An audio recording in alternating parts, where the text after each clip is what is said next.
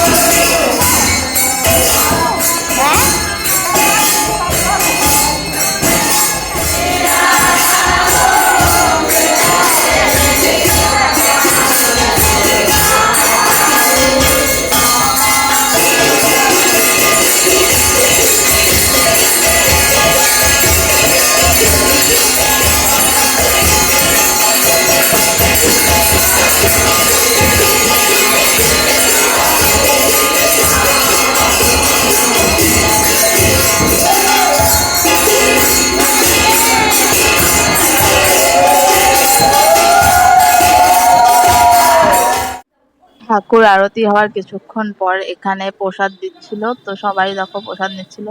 তো আমি আর মাও নিয়ে নিয়েছিলাম প্রসাদ।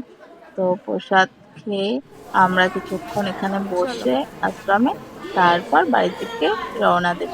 তো আমার ভিডিওটা তোমাদের কেমন লাগলো জানিও। এখানে শেষ করছি। সবাই খুব ভালো থেকো, সুস্থ থেকো।